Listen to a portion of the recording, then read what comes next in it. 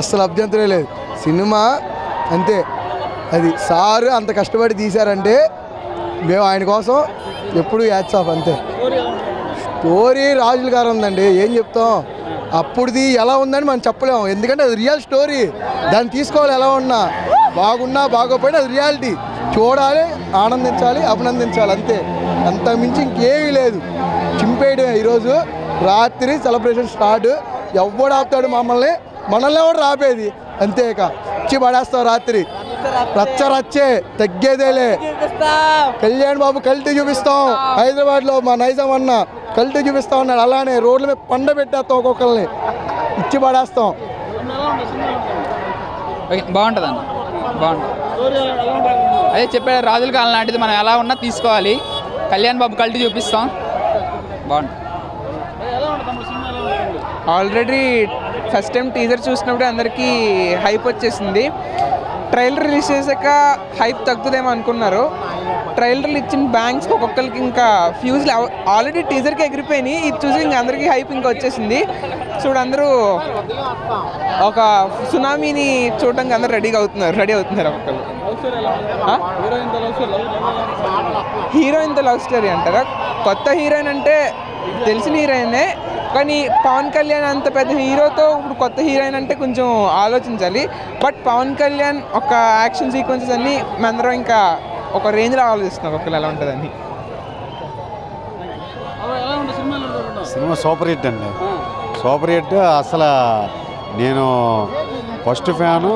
నాకు తెలిసి హీరోల్లో చిరంజీవి తర్వాత అంత ఎవరైనా కానీ అంత స్టామినాతో అలా యాక్టింగ్ స్కిల్ చూపించాలంటే ఒక పవన్ కళ్యాణ్ తర్వాత ఇంకెవరు లేరు, రాలేరు కూడా. అతన్ని బేస్ చేసుకొని రవితేజ కానీ అల్లు అర్జున్ కానీ ఒక స్కిల్ తీసుకొచ్చాడు. అంటే యాక్టింగ్లో అప్పట్లో ఎన్టీఆర్ ఒక స్టైల్ అయితే, సీనియర్ ఎన్టీఆర్ గారి తర్వాత చిరంజీవి అయితే, చిరంజీవి గారి తర్వాత ఒక పవన్ కళ్యాణ్ ఒక ట్రెండ్ సెట్టింగ్ అనమాట. అతనికి మించిన ఒక యాక్టింగ్ స్కిల్ అనేది ఒక ప్రభావాన్ని మార్చేసింది. ఆ ప్రభావాన్ని మార్చినప్పుడు అతన్ని చూసుకొని చాలామంది ఒక యాక్టింగ్ ఎలా చేయాలి, ఒక టైప్ ఆఫ్ మెంటాలిటీగా అక్కడి నుంచి వచ్చింది. ఆ సైడ్ నుంచి మాత్రం నేను చెప్పగలను. కానీ పవన్ కళ్యాణ్ అంటే వేరే అభిమాన్ని. అతన్ని నేను హోన్గా నాకేంటంటే 1985 నా డేట్ ఆఫ్ బర్త్. కానీ నాకు అక్కడమ్మ ఇక్కడ అబ్బాయి నుంచి అప్పటి నుంచి తొలి ప్రేమ, సుస్వాగతం, తమ్ముడు, ఖుషి, ఈ సినిమాలో కూడా ప్రభావం ఉన్నా కూడా ఆ ప్రభావాన్ని కూడా ఆర్థిక పరిస్థితి ఇబ్బంది పడి నేను ఆ పరిస్థితిలో కూడా వెళ్ళలేని పరిస్థితిలో ఉండేటప్పుడు కూడా ఇప్పుడు నేను హ్యాపీ ఫీల్ అవుతున్నాను. అంటే ఇంత నా 40 వయసు వస్తేప్పటికి అతను ఈ స్థాయిలో ఉన్నందుకు చాలా ఆనందంగా ఉంది, అందులో సంతోషం కూడా ఉంది. అతను ఎప్పుడు కూడా అలాగే ఉండాలని అనిపిస్తుంది. కాకపోతే అతన్ని చూసి ఒక ఇన్స్పిరేషన్గా ఎవరైనా కానీ మారాలి.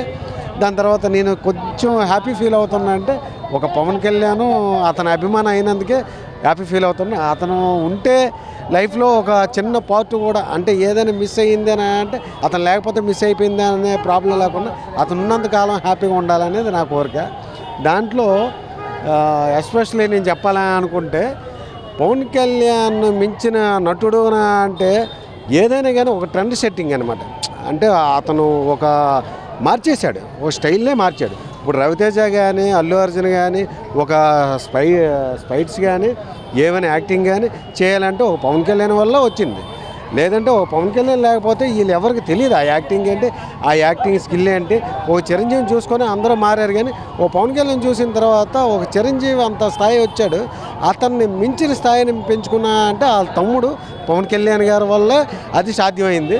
అయితే మెగా ప్రదర్శన అంటే వీళ్ళిద్దరు తప్పించి ఇంకొకరు లేరు.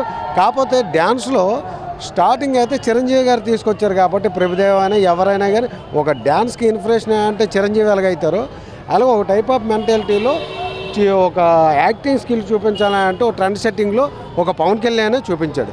డ్యాన్స్ ఎలాగ తీసుకొచ్చారో చిరంజీవి అలాగే యాక్టింగ్ను కూడా తీసుకొచ్చారండి.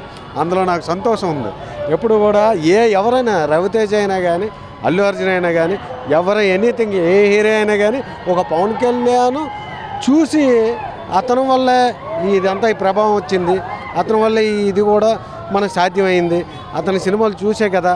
ఇప్పుడు నితిన్ ఉన్నాడు వీరాభిమాని, అతను ఏమన్నాడు, పవన్ కళ్యాణ్ వల్లే మేము ఈ స్థాయిలో ఉన్నాము, ఈ స్థాయిని మేము అతన్ని చూసే మా యాక్టింగ్ కానీ ఏదైనా కానీ సినిమాలో రావడానికైనా కానీ బలమైన కారణం ఏంటంటే ఒక పవన్ కళ్యాణ్ వల్ల చాలామంది అభివృద్ధిలోకి రావాలని నేను కోరుకుంటాను.